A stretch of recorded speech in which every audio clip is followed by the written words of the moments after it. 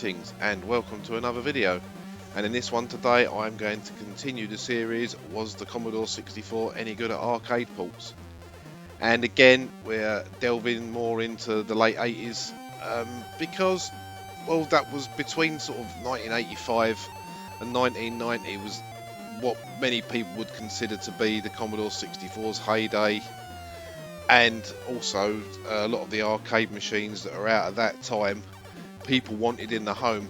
And although towards this time you had the like the Sega Mega Drive or Genesis coming out that had lots of really close arcade ports on it, a lot of the 8-bit systems like the Specky, the Amstrad and the Commodore 64 also had their own ports. Some were good, some were bad, some were absolute fucking tosh. But hopefully in this video I can show off 5 more that I think are pretty good and still stand up and have all the playability that you'd really want from an arcade port. And again, playability is more important sometimes than graphics, although if you can make the graphics nice, that helps. So let's take a look.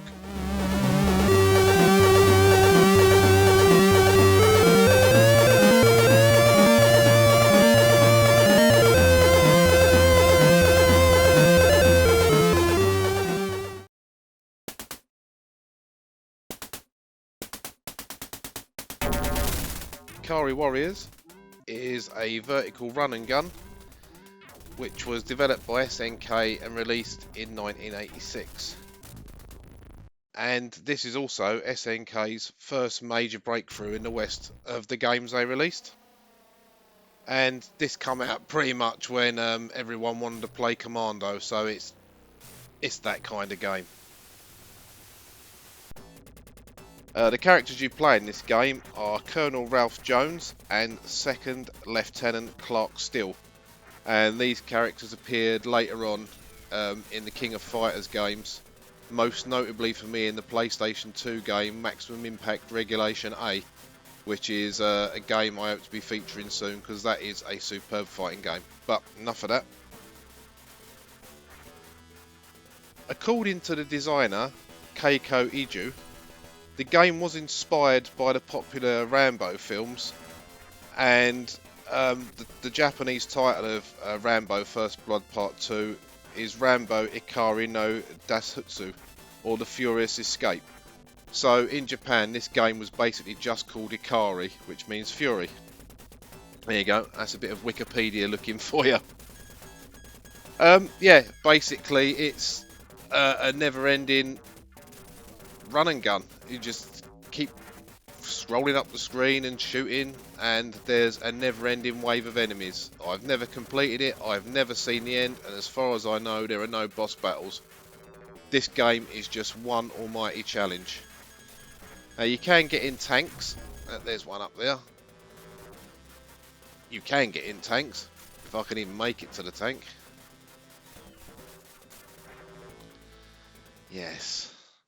Yes, that's not gone well. So I will go through all the game over spiel, and then I'll have another quick go at that. Now this game is particularly difficult to play in Mame unless you've got a joystick with a spinner on it, because the joysticks on the arcade cabinet rotated. So as you can see in the intro sequence here, you could actually rotate your gun around while continually walking up. I'm not set up for that, so I've basically got the always shoot forward method going on here, which isn't ideal. It does make the game more difficult. So we'll start again. I'm pretty sure when we look at the Commodore 64 version, it's one of the only ones on the 8-bits that had the plain intro. Yep, so you just keep shooting and launching grenades. So I blew that building up off screen. It is handy that you can blow stuff off the screen.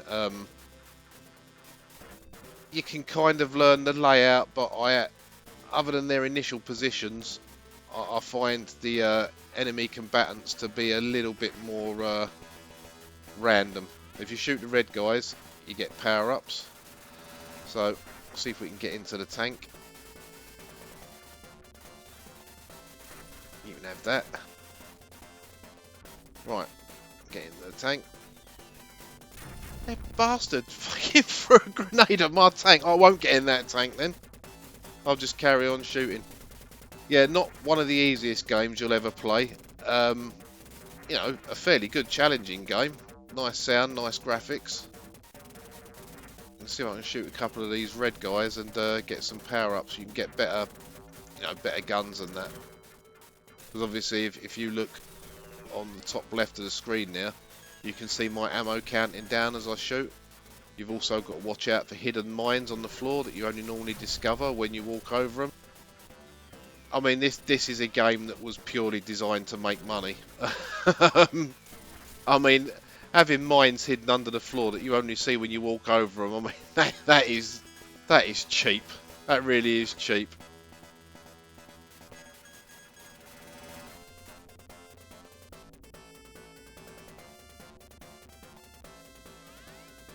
Get the gas for the tank I'm not in.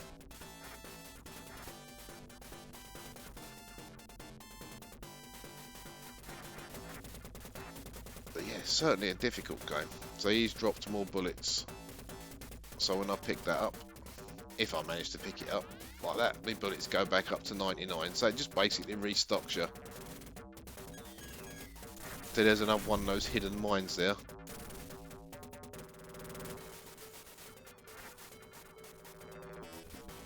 But he's a fun shooter. I mean, if you've had a bad day at work and you want to take it out on something, stick this on and just literally, if it moves, shoot it.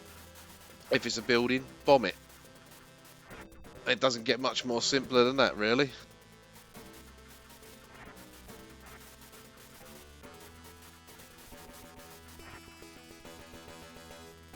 And that is that.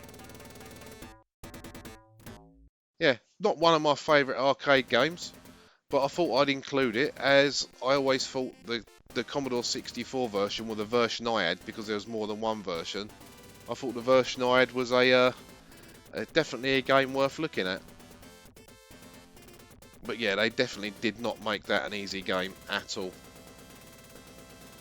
But either way, like I said, if you've got some frustrations to burn off, stick that on and just shoot everything.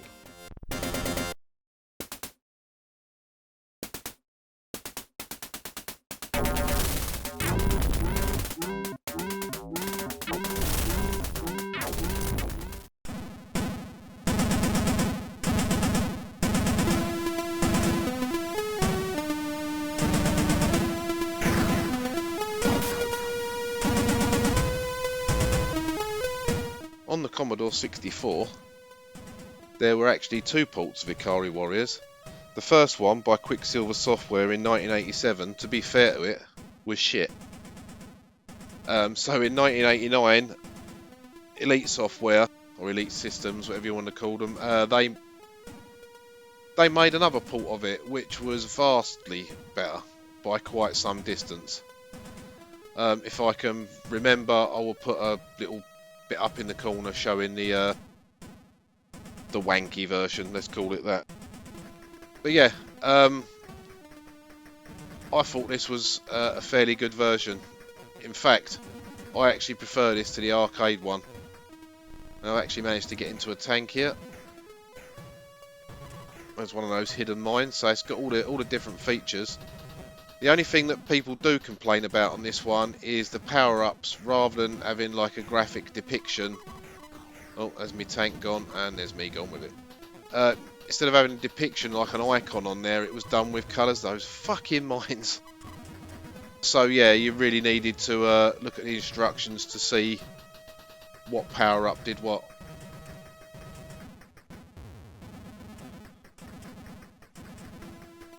But yeah, just as difficult, but not too shabby a game. I quite like Rambo, I quite like Commando, so it only follows suit that I'd quite like this. And I think they've done a pretty good job of it, to be honest with you. Most John Twiddy games are pretty good, and this is no exception. It's not his best game,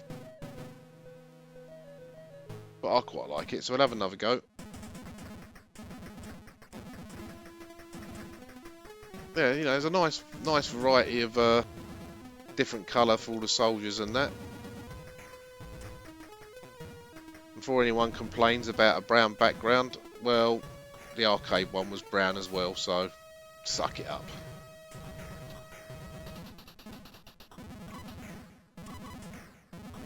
I used to play this back in the day.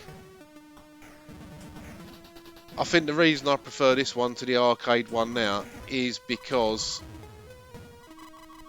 when you're changing direction, your bullets change direction as well. You haven't got the sort of spinner mechanic going on. But yeah, that's not a bad version at all. You know, I was quite happy to get that. It does the job. It looks and sounds fairly like Ikari Warriors, and it certainly plays like it. So I would say that's definitely one worth looking at if you want to go through some arcade ports. This is a worthy addition to put on your list, but make sure it's the Elite version and not the Quicksilver version, because the Quicksilver version, I don't know what they were thinking, but that looks like I don't know. I'd have been upset to get that if I'd have had an Atari VCS.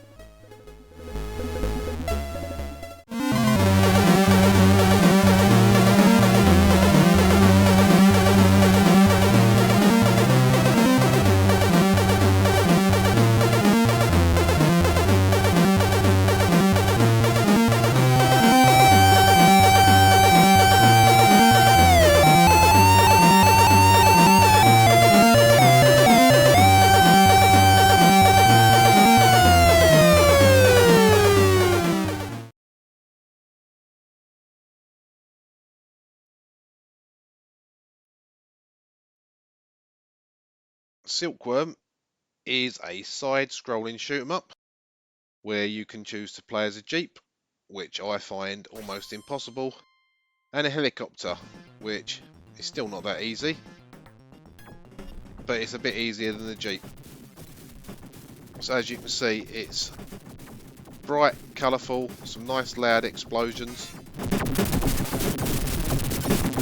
and it is a fairly difficult game. Not R-type difficulty, admittedly, but difficult nonetheless. So here's the first mid-boss. Now those things on the ground, if you shoot them, well, if you shoot them, you do actually get a shield, but I managed to miss it.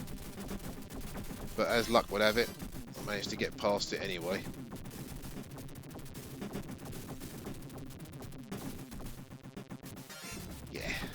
One good thing about this game is when you get destroyed, the game carries on scrolling and you just reappear where you left off. No restarting from an earlier point in the level. Well, there's plenty of stuff that comes at you in this game. On this level it is mostly helicopters and tanks. Right, there's a shield. So now, for a very limited time, I'm impervious. So, let's see if I can grab another one. If you've currently got a shield on, and you unlock another one, you either pick it up or shoot it. It acts as a smart bomb, and will destroy everything on the screen. Not necessarily the bosses, but it will do them a bit of damage. So I pick up my twin fire again. But yeah, this is a great shoot 'em up, and here is the actual boss of level 1.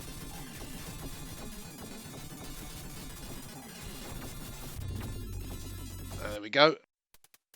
So that is level 1 complete. This game came out in 1988 by Tecmo. And another famous game of theirs is Rygar. I know that game divides opinion, but it's not a bad game. Certainly nice to look at.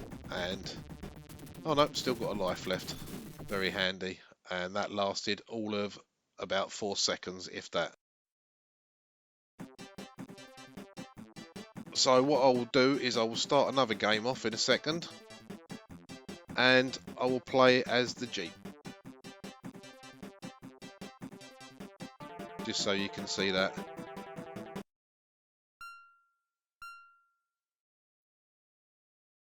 I do like a game that lets you skip the countdown at the end.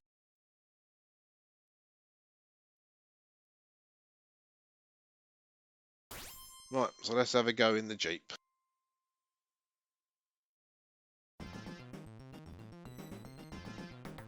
Well, I can instantly see that I've I seem to have programmed the jump button and fire button to the same arcade button, because you don't normally jump around like a lunatic like that, because you can actually swivel the gun on the Jeep up and down. But because there's so much stuff falls on the floor in this, I find this a lot harder in the Jeep than the helicopter, as I've just proven by getting game over in less than a minute. But it gives you an idea. A great game to play with 2 players, because when there's 2 of you, the helicopter can control the stuff in the sky while the Jeep can control the stuff on the ground. It does make it a bit easier and a bit more fun to play. Definitely worth a try.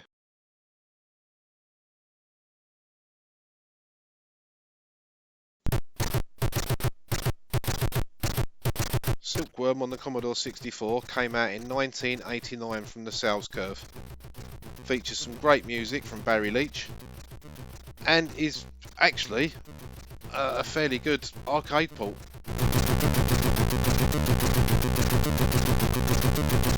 I think so anyway. They've managed to sort of capture the graphics, although on a smaller scale. And alright, you haven't got the in-game music if you want the sound effects, but the sounds are pretty good. You can have 2 players simultaneous. You can play the heli or the Jeep, and again in this version I will show both, like how you operate the helicopter and how shit I am with the Jeep. It's only fair. So here we go. As you can see straight away, the sprites are smaller, but it's definitely all there. Well, you do seem to start with a twin fire in the Commodore 64 one, which is no bad thing. So there we go, that's using the smart bomb by doubling up the shield. But yeah, I think it's all there. It's playable, it's smooth. You know, you can tell you're flying a helicopter. It's got all the bits that made the arcade game great. Not sure about the bouncing helicopters on springs, but then can't have bollocks. But you can't have everything.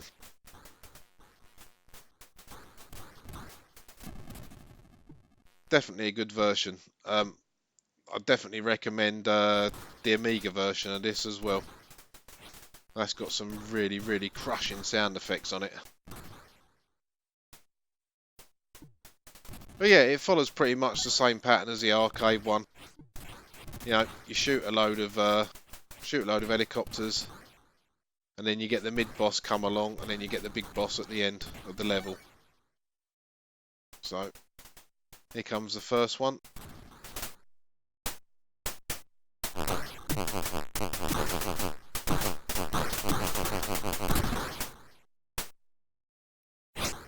Oh, that was really fucking stupid. I like the way they kept the aesthetic of the game, and yet, you know, even though it's smaller graphics and that, you can tell it's Silkworm. It still plays like Silkworm. So here we are with a Jeep. Yeah, again, for me personally, I think the Jeep's only really worth using if you're playing the 2-player game. And you know, I did used to play the 2-player game of this one with a mate of mine, and he used to like playing the Jeep, so that was handy. Well, it was handy for me anyway. I find the Jeep far too difficult on its own. It's not as manoeuvrable as a helicopter, and as such, makes it a bit more difficult. Still, having not mapped the jump button to the fire button in this, at least I got a little bit further in that one than I did with the arcade one. Yeah, that's Silkworm. Absolutely fantastic shoot 'em up on the 64.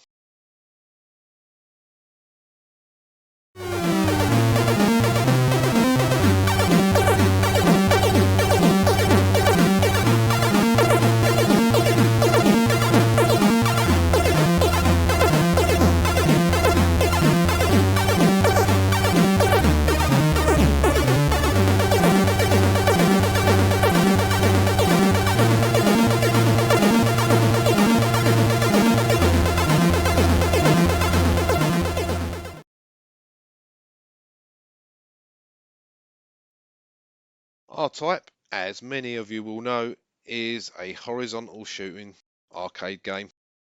And this was released by IREM in 1987. And you control the R9 arrowhead, and what you've got to do is destroy the Baidu, a powerful alien race that's hell-bent on wiping out all of mankind. You can pick up bonus weapons, power-ups, different shots, speed up, stuff like that, and you get a little globe that can fit to the front or back of your ship, protecting you from shots. I did not want to die that quickly, but at least I died before I got all my power-ups, so small mercies, eh? This game is absolutely fucking nuts hard. It is a memory game. I watched someone complete it once on a forum I used to moderate. Fairly certain, well 100% certain he weren't cheating. It took him 2.5 months to learn the entire game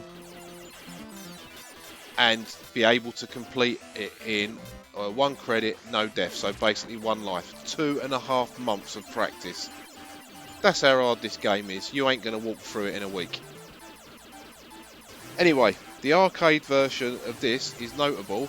In North America, it was distributed by Nintendo, and this was the last arcade title that Nintendo distributed.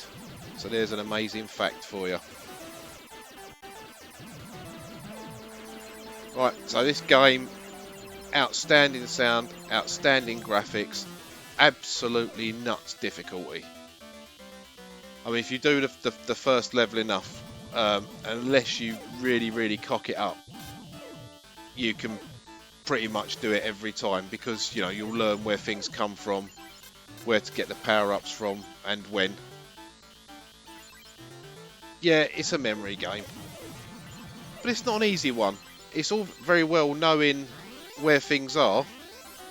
It's having the wherewithal to be able to pull off moving around the screen without crashing into stuff, because literally everything kills you. All the sides, the bits sticking up that I'm flying through there, obviously all the enemies and their bullets and that. Fortunately, that globe on the front is a bit more protection, but that's not going to protect you if you crash into something, or if you get shot from underneath, behind, or on top.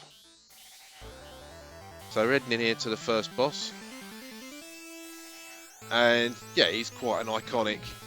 He is an iconic game. A lot of people don't like it. I'm not the biggest fan of the game because of its difficulty level, but I would never deny its place in gaming history. I mean, it's an iconic game, and that boss, anyone who's into retro gaming that doesn't know that boss, really, you're not really into retro gaming at all, are you?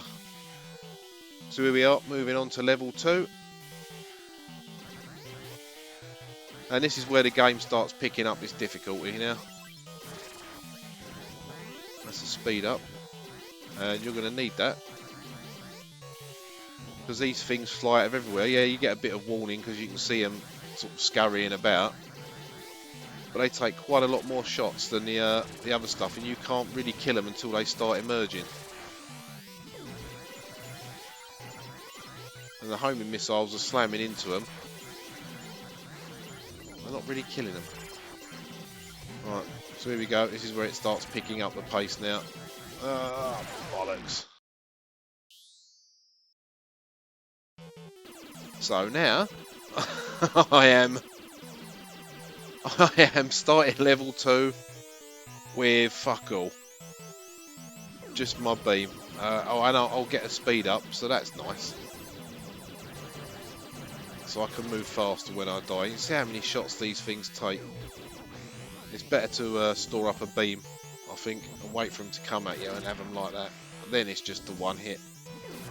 Oh, 2 at once. Look at that. It's not going to do me no good though. I mean, look at this lot now coming in here. Yeah.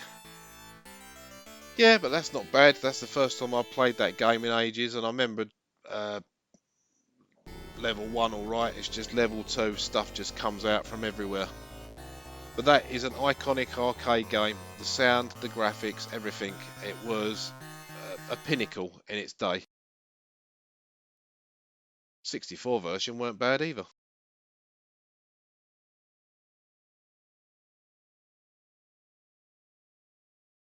Now, R-Type on the Commodore 64 was published in 1988 by Electric Dreams, and it was developed by Rainbow Arts, which is basically Manfred Trenz and Andreas Escher. And those two names can be linked to a load of truly great Commodore 64 games and some good Amiga games as well.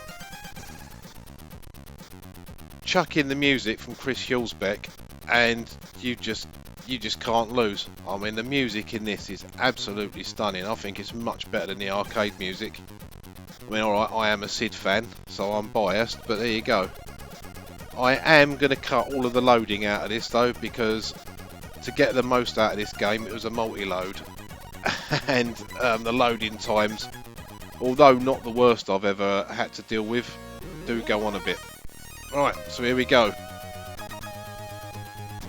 Straight away you can see one of the things this has got over other 8-bit versions of R-Type, aside from the music obviously, is the fact that this one actually does have some nice parallax scrolling background well, stuff on it. Not just here in the Starfield, but also when you get more into the bases as well. So we'll pick that up, spacebar to send that out and bring it back. This guy seems a bit harder on here. I think I'll just fly around him. But yeah, well, I've never seen that graphical glitch before. Oh well, it doesn't affect the game, I'm carrying on. Yeah, so a lot of the other 8-bit versions stay like this, with the base at in the foreground and just a black background. But the Commodore 64 version draws in a load of stuff behind, and I think it looks really nice, really effective. It's not overdone, and obviously because of the sprite work, you're not going to get any colour clashing. The one thing I don't understand is why on the 64 you don't get that rotating device. Now you did get that on, say, like the Spectrum version, and that hasn't got any hardware sprites, whereas the 64 has, so I'm not sure why that was, but doesn't detract from the game too much. Just a sort of curious why that happened. But yep, so starting to fully load up my weapons now, and the background's disappearing, which means I'm going to have to face the boss. Now I believe that is the lasers again, and that should be alright.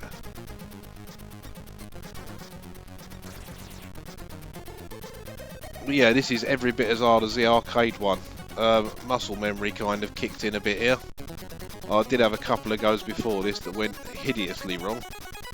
So there he is. That's not too bad. It's a bit flickery. There's a couple of bits in it, but I'm thinking that's more to do with the cracked disc version I'm using rather than the actual game itself. But he does seem to be a bit more difficult to destroy on here.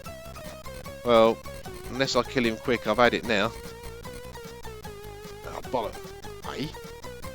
Hang on a minute.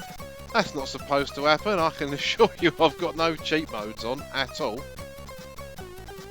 But for some reason, he's just gone round the screen and come back again. Well, I've never seen that before. I'll take it. Every time I will take it. But I can assure you there is no cheat modes involved in this game. That's really weird. Anyway, level 2. And I think this is another good reproduction of the one we've just seen in the arcade game. You've got the scrolling background, good use of colour. The reds, orange, yellow and brown do kind of make it fairly match the arcade one in its tone. These things are just as annoying. Yeah, having seen a lot of ports of R-Type, I don't actually think there was a bad version made. I think this and the Amiga version were possibly the best two on the home computers.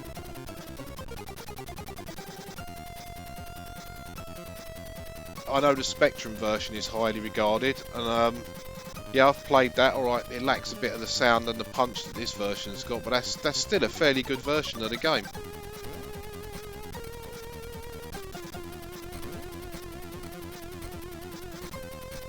Yeah, I seem to be doing alright here. I've gone and jinxed it now, haven't I? Yes, I have gone and jinxed it now. So now I've got to face this lot with fuck all. I suppose at least that's turned up.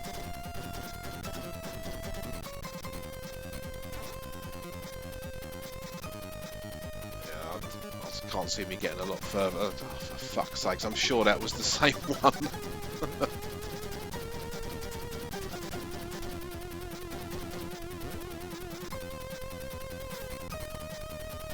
What a great version. I mean, the music on this is... I mean, even if it was an awful version, if that music was on there, it's still worth putting on just to listen to that.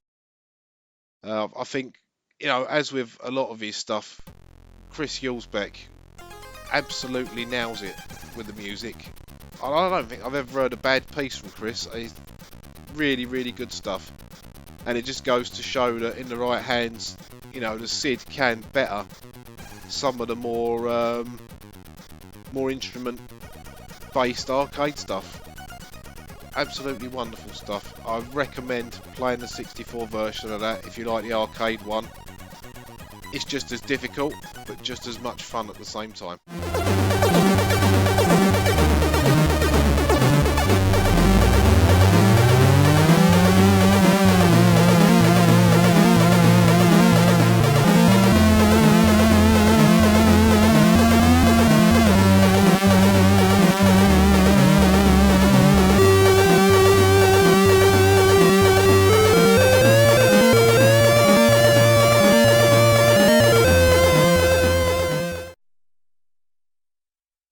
No, they don't.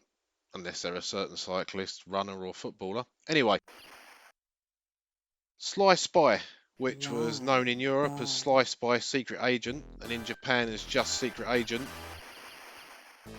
is a game that kind of follows the James Bond-esque. I mean, so much here, they try and tempt you to put in 007, but I put in 000 just because there's already a 007. So you start the game off, it's kind of got movie-esque cut sequences. You jump out of a plane and you've got to shoot the terrorists that are dropping down after you.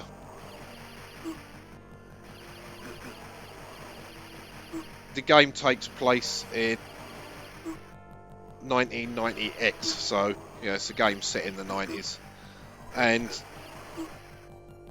pretty much what you've got to do is you've got to try and eliminate the Council for World Domination, which is an underground secret criminal with terrorist foundations.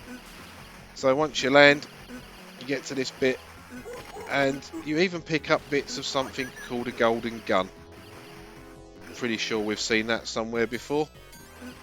It's got elements of quite a few games in it, because there's driving sequences, you know, when you're on a motorbike. This bit is kind of reminiscent of Rolling Thunder to a certain degree. So there you go. Now you've got to hunt the car. So you can do a wheelie and you can shoot up, you can jump and you can duck underneath their bullets. And you can pick up bullets as you go along. I've still only got 2 bits of the golden gun. That's like a very limited super weapon once you've got it. You've got to drive along here until you see the limo. And then take the limo out. And it's best to try and jump over the explosions that are dropped by the men with jetpacks. Although if you can just shoot them first and take them out before they can fire anything, even better.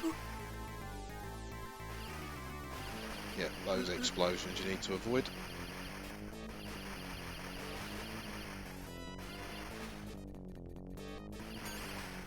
Yeah, so it's a game with you know, lots of different levels on it. Definitely a value for money arcade game, especially if you're only putting in 10 or 20p. I suppose it's probably up to 50p by 1989.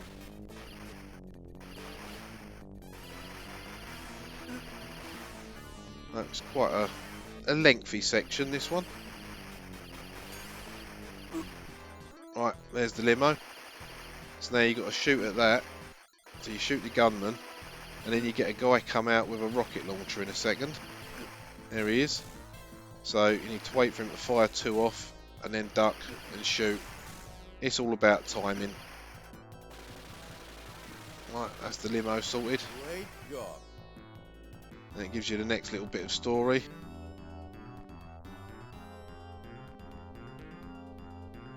Now, for an arcade game, this basically, nice Ferrari by the way. This one you've got life rather than lives. So, yeah, that's pretty much the end of that. But yeah, not bad. So now you get to watch the countdown if you don't put a credit in, and watch a nuclear missile launch. Yeah, that's not gone well. Oh, Still, Sly. get a good suntan out of it. That is Sly Spy on the arcade. I have always thought the Commodore 64 version was really good. So let's have a look. Sly Spy.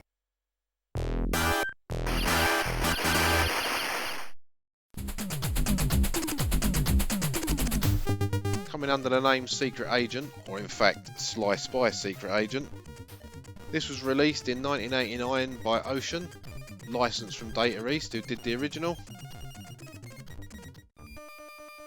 This is another game where I've cut the loading out because this is not a full review, it's a look at. So we'll go for the 000 number again, and you can see it's got the same kind of cutscene intro that the arcade had on it, and I think this is one of Ocean's better later games on the system. So it follows the same thing. You skydive down and you shoot the baddies, you collect bullets and that. And this is another game that has all the score, the time and your golden gun thing in the bottom border, which is great because that gives you more of a full screen experience. You know, there's a lot of games on the 8-bit systems that do have all of that taking up like a third of the screen, so your playing area is a lot smaller. Well, not so with this game, and I think they've done a fantastic job. So you land like you do in the arcade, and then it's onto this Rolling Thunder-esque level around the Abraham Lincoln. Is it a memorial? It must be a memorial.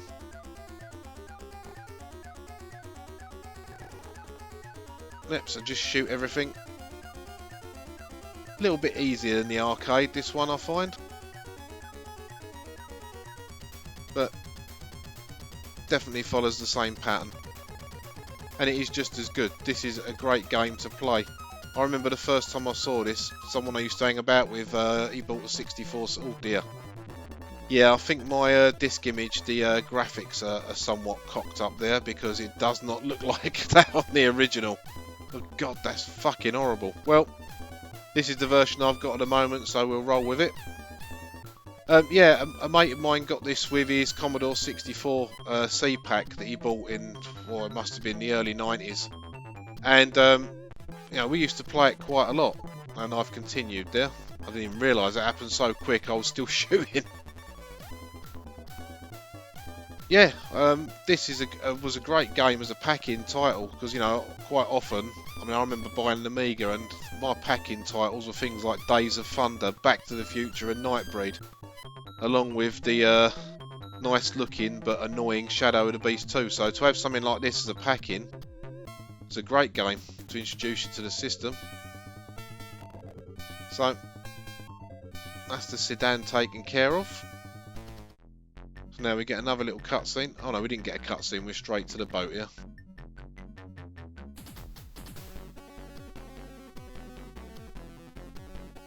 But yeah, I mean, the detail on that ship, you know, a lot of 8-bit stuff, and even on the, you know, on the 64 in its earlier days, that just would have been grey. There'd have been none of the little sort of like, you little details and that on it. So there's a lot of effort gone into this game.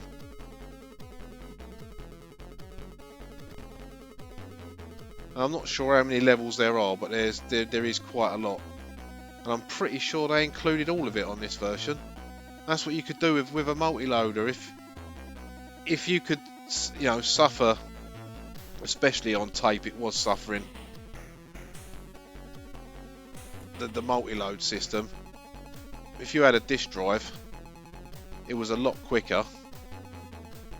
Yes, walk into fire, get a game over. Very clever. Yeah, if you could suffer it or have a disk system, it was well worth it, because alright, you had to wait a bit, but it made the game so much better because they had the entire system memory for a whole level rather than trying to squeeze the whole game in it. And that's why things like Commando had levels cut out earlier in 1986 and that. But yeah, that is one I definitely recommend playing. Loads of levels and lots to do.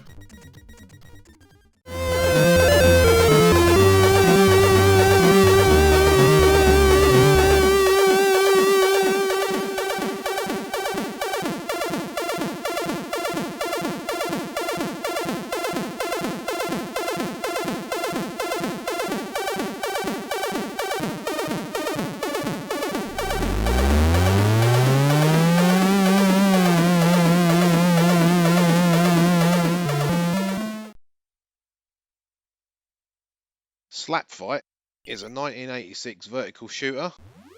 It was originally developed by Toplan and published by Taito.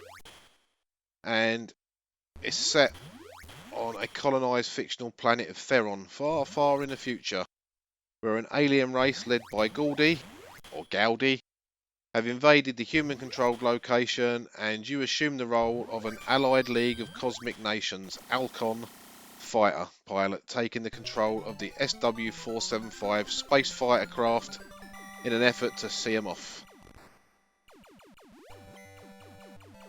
So yeah, another shoot 'em up, and a great shoot 'em up. This one is another one that seems to get mixed reactions. It is quite a difficult game, and you know, I don't mind admitting this is one I really am not any good at. But it does have a couple of interesting features, which we will discuss later on. But nice graphics, nice sound. It's got a very, very arcade sound to it. And the idea is you shoot the ships like that, pick up the stars, and the stars then work as I suppose, a Gradius style of weapon upgrades. So you get speed, and then you build on that. You get side, wing, bomb, laser, homing missile and shield. The shield is very handy, but it's also very difficult to get.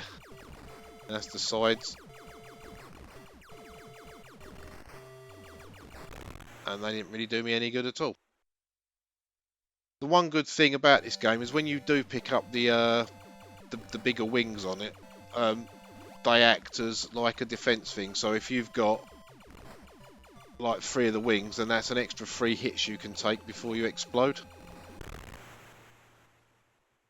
Although getting the wings is not always the easiest thing to do.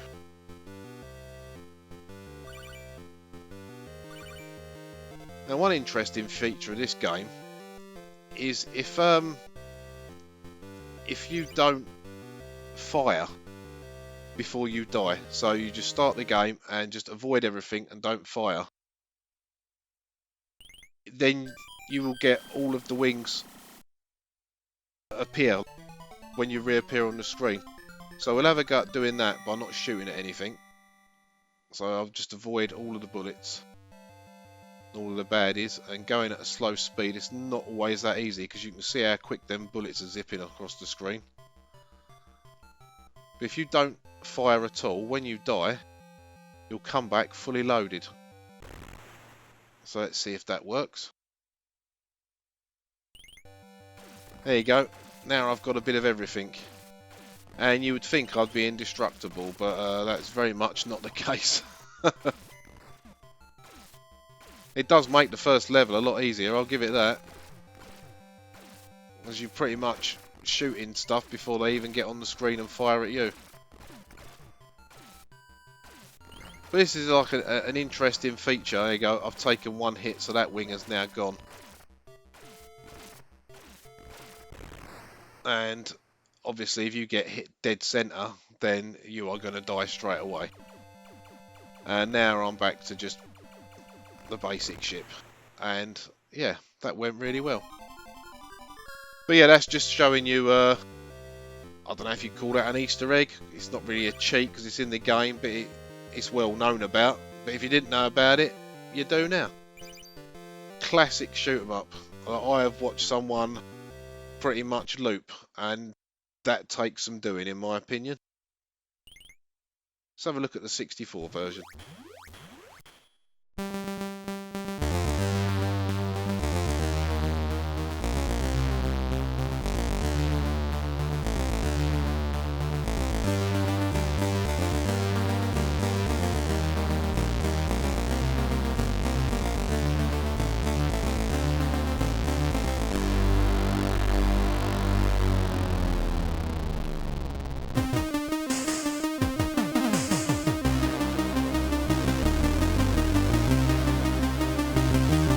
So, Slap Fight on the Commodore 64. As far as I know, was the first game to feature what would become known as Ocean Loader 3 by Peter Clark. Now, because Martin Galway done the music for the game, a lot of people often mistakenly think that this is a Martin Galway track, but no, this was the new Ocean Loader used on an Imagine game here by Peter Clark. Back in the day, we used to call this the Slap Fight loader before it was used, you know, on more games as Ocean and Imagine brought out more. But yeah, I think it's a great piece of music. It was a nice change after Ocean Loader 1 and 2 that were very, very similar. This one starts like Ocean Loader 2 and then turns into something else completely. So the actual game music is by Martin Galway. Yeah, I think he's done a pretty good job of replicating the arcade sounds, not necessarily on the title page here, but the in-game stuff. So this basically follows the path of the arcade one, and this one had some little clever tweaks. So as you can see there, the score and your weapon selector are outside in the borders, and that was something that wasn't seen a lot. Well, for me, it was the first time I'd seen it when I played this game, as far as I can remember. But yeah, same rules apply. Shoot stuff, collect stars, pick up weapons. Spacebar to activate your weapons on the Commodore 64. There you go, it's a bit faster now. Doesn't make it any easier. This I find on the 64 is another pretty difficult game.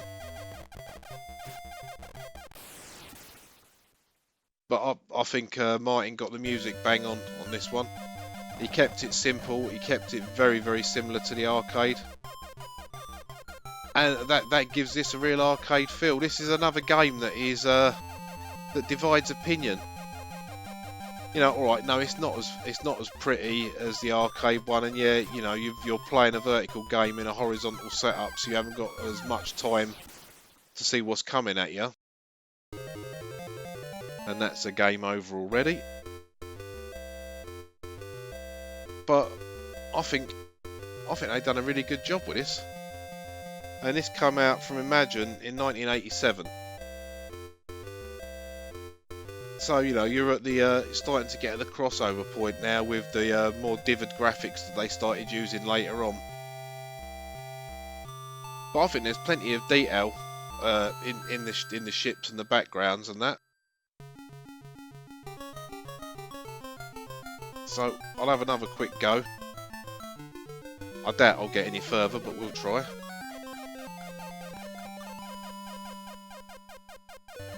So here we are again. Well, at least I can sort of remember where the ships are going to come from. Definitely want to speed up straight away. Because if you get a speed up, it makes no difference and you still fucking die. So yeah, that really helped me there. But it is another, like most shoot 'em ups, it is another memory game. You know, you've got to know, you've got to learn, you know, where the enemy ships are going to appear from. You know, and then react to that. I'm really not doing that well at this one. Standard Panther UK playthrough, I suppose.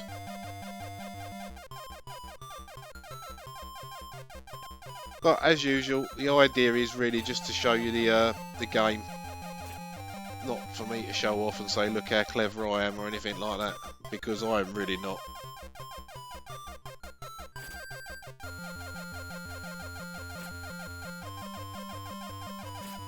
Yeah, I was fairly impressed with this when it came out. I certainly had no complaints. You know, I knew what the limitations of my home computer was. You know, I think regardless of that, still did a good job. So there's the first wing. Just to give you an idea of what that looks like on this. And that's what it looks like when that wing blows up.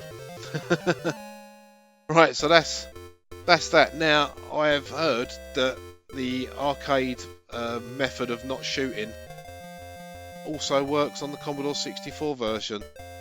So we'll do all this game over malarkey, and then I'll start another game up and see what happens if we don't shoot anything.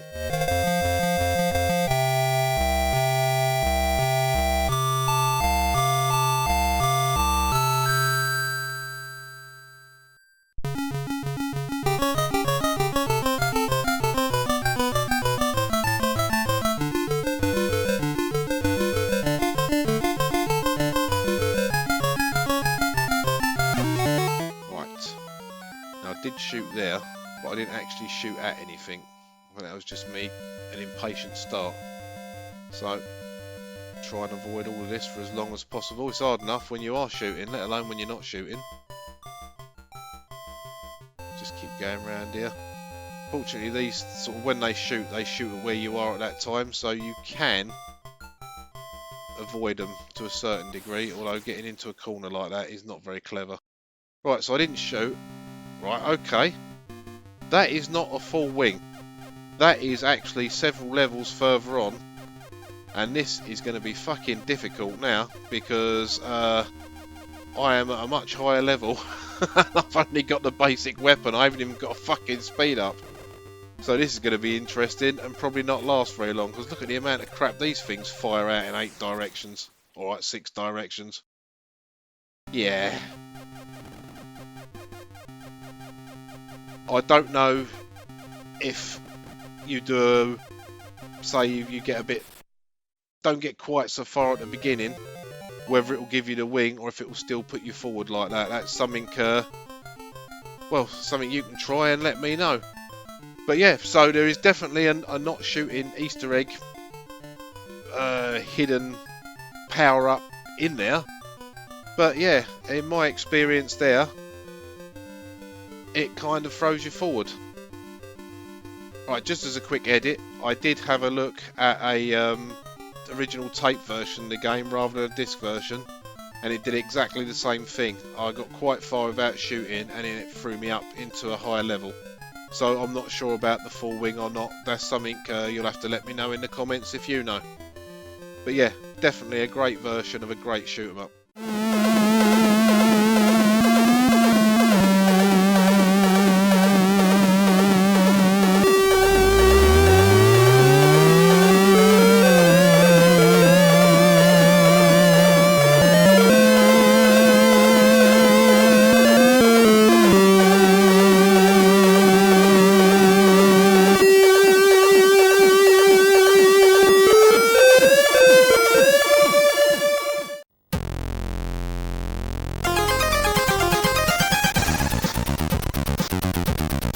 So there you go. That is another 5 arcade ports to the Commodore 64 that I think are definitely worth your time having a go of, if not trying to play all the way through. This episode kind of turned into a bit of a shoot 'em ups one. I mean, even though Sly Spy is more of a platform run and gun shooter type, but it still involves a lot of shooting. So, well, that was unintentional, but, you know, there's nothing wrong with having a theme. So, I'm going to probably draw a close on the mid to late 80s with this one, and for the next episode, I think it's time to move on to the 90s and move into the twilight of the Commodore 64 arcade port era. And there's still some good stuff to come. Alright, some of it is not going to keep up with its arcade counterparts because they were just getting, you know, so good. You know, when you get into the 90s, you're starting to step into the, you know, the 3D and polygon realms. So, for the last of the sprite-based games, the 64 could still hold its own, I think. So that's about it for this one then. I will play you out with the absolutely fantastic title music from R-Type by Chris Huelsbeck. And until the next video, thank you very much for watching, and laters.